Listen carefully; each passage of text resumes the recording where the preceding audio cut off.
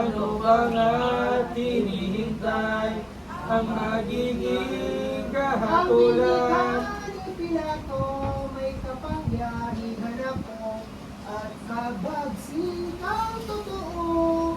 Matay at mamuhay sa'yo, ako'y di pahayagan mo. Magsabi ka, kapakuan, nanlagay mo't iyong asal at dugong pinagbuhatan. Ako'y huwag katakutan, dinaraan kitang lubay. Ani Jesus na marikit, para ka rin buong bagsik, na sa akin magpasakit. Kung hindi ka tulong kang pilit, ng Ama ko nasa langit. Silang naghabla sa iyo, nagdala sa akin dito.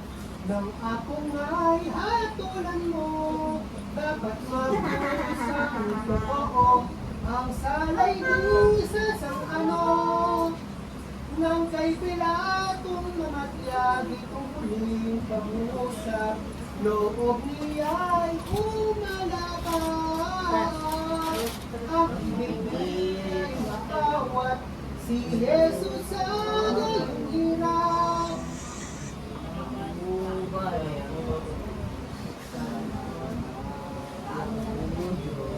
Pawalan mati. Madadala ko na lang yung ulam tisa na ngayon. Ng mga Pilato, palapasan ng propisyon. Agad nang ipinakita Tawag na lang, na ang Ama Mga at oras kayo? sinuling napana sa litros-trosos kumbaga Madadala ko na lang yung ulam. Babay Sa malaking pagkabulo. Ay, hindi. Ito na ba? pagkagulo, ngunit loob si Pilato, sa silang bago. Nang marinig itong badya, mga Hudyo'y nangagigla, sumagot ka pagkaraka, bilipodin nila. Pansit na napadala mo po. Mamalika, kami wala Ay, naku.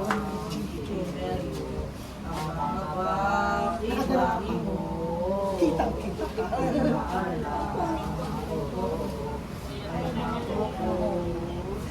Aliguan mo sa gabi? Sa walang kapagkaraan, na alam anumang bagay, nahuwag ba kapatulan, anong pangad at edad, Pilato, punong bayan. Sa gayong magkakalo ng hukom at pariseo, Totang totoo, hinatulan na karito ang poong si Heso Kristo. Pagkarakas sa sikat na patalaga, bago humatol siya, alipalay nagpakuha ng tubig at nalinaw na. At nang usap Nang ganito ay lalabas ako sa lubong na niyang tao. Pagkalooban ninyo, ano mang nasang totoo, ako'y di nakakaalam. Yaman iyong kalooban, papayin na kapakuhan, sinarabas at alagan.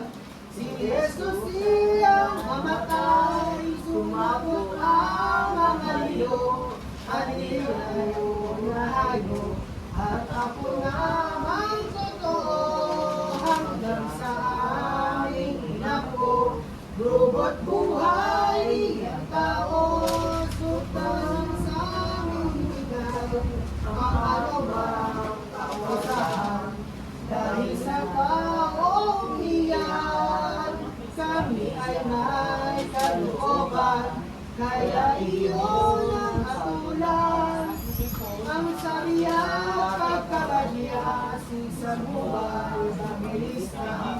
Si Jesus ang itagoy na ni Pilato sa kanila nang natuwa kapag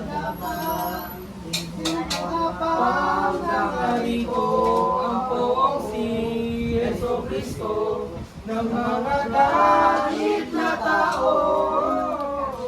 Taksin na ang kahulyo, awang ambon ng demonyo.